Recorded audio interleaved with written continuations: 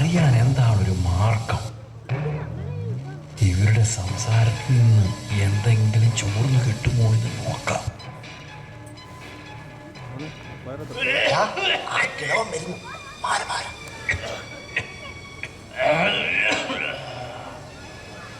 ഈ നശിച്ച ചുമ കുറച്ചു നാളായില്ലേ ഈ ചുമ? ഇതിങ്ങനെ വെച്ചോണ്ടിരിക്കാതെ ഏതെങ്കിലും ഡോക്ടറെ കാണിക്ക്. അതൊന്നും വേണ്ട. ചെന്ന ഒരുപാട് പരിശോധനകളാണ്. ചോര, മലം, മൂത്രം, കഫം, പിന്നെ പറയും സ്കാൻ ചെയ്യാൻ. ഇതിനൊക്കെ പണം എവിടെയാ? നിത്യവൃത്തി കഴിയാൻ തന്നെ വിഷമിക്കും. മുന്തിയ തരം പരിശോധന ഒന്നും വേണ്ട. എന്തെങ്കിലും മരുന്ന് മേടിച്ച് കഴിക്ക, അപ്പോൾ കുറച്ച് കുറവുണ്ടാകും. വാ, ഈ തണുപ്പത്തിരിക്കാതെ അകത്തോണ്ടിരിക്കാം. ഒട്ടും താമസിക്കേണ്ട. നാളെ തന്നെ ഒരു ഡോക്ടറെ കാണാം. രാത്രി കിടന്ന് ചുമയ്ക്കുമ്പോ എന്റെ പ്രാണനാ പിടയുന്നത്.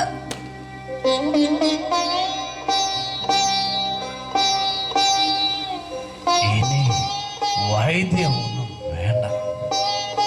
ദൈവം തന്ന ആയുസൊക്കെ മതി. ഇങ്ങനെ ചുമച്ച്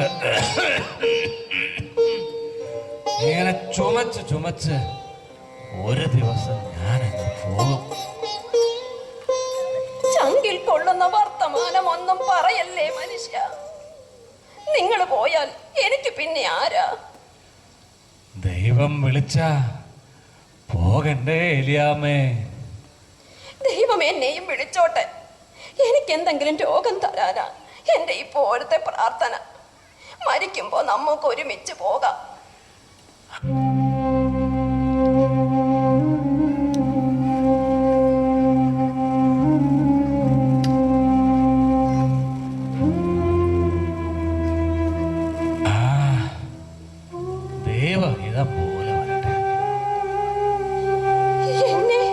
എന്നെ തനിച്ചാക്കിയിട്ട് നിങ്ങൾ പോവോ? അതിന് നിങ്ങൾക്ക് മനസ്സ് വരുമോ? മനസ്സ് വരില്ല.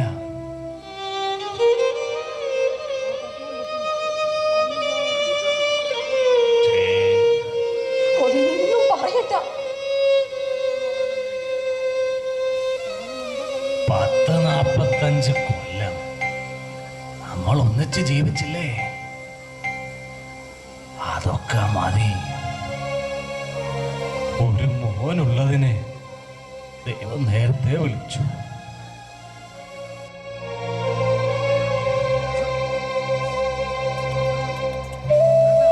എല്ലാം കൊണ്ടും മടുത്തു.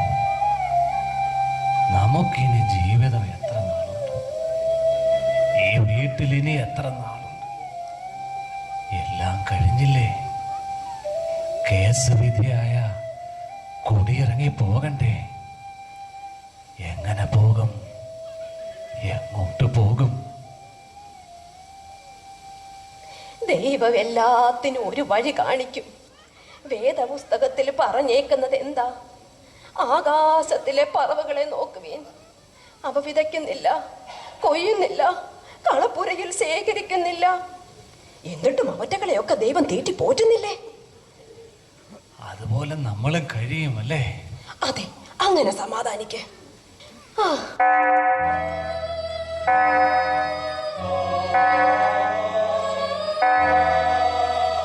വാ, നമുക്ക് പ്രാർത്ഥിക്കാം.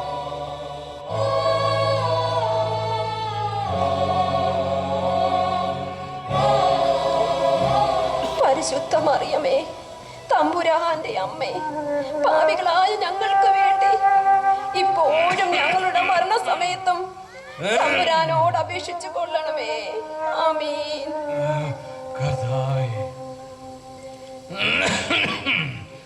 കർത്താവേ, ഞങ്ങളുടെ സ്വത്തെല്ലാം കടം വന്നുപോയി. ഇനി ഈ കിടപ്പാടം മാത്രമേ ബാക്കിയുള്ളൂ. ഇതും കടക്കാർ കൊണ്ടുപോകും. കേസ് നടത്താൻ ഞങ്ങൾക്ക് പണമില്ല, വാദിക്കാൻ വക്കീലില്ല. അവിടെ നിന്നാണ് ഞങ്ങളുടെ വക്കീൽ. ഞങ്ങൾക്ക് വേണ്ടി സൗജന്യമായി കേസ് വാദിക്കുന്ന വക്കീൽ യേശുവേ, ഞങ്ങൾക്കൊരപേക്ഷയേയുള്ളൂ. ഞങ്ങൾ ഇവിടുന്ന് കുടിയിറങ്ങി പോകുമ്പോൾ ഞങ്ങളെ കുടിയിറക്കിയവരോട് ഒരു വിരോധവും തോന്നിപ്പിക്കല്ലേ. ഞങ്ങൾക്കെതിരെ കേസ് വാദിക്കുന്ന വക്കീലിനെ അവിടുന്ന് അനുഗ്രഹിക്കണമേ. അദ്ദേഹത്തിന് ഒരാപത്തും വരുത്തല്ലേ. ആപത്ത് സമയത്ത് പണം തന്ന് സഹായിച്ച രവീന്ദ്രൻ മുതലാളിയെ കാത്തുകൊള്ളണമേ. വയസ്സുകാലത്ത് ഞങ്ങളുടെ ഗതികേട് അവക്കൊരിക്കലും ഉണ്ടാകരുതേ.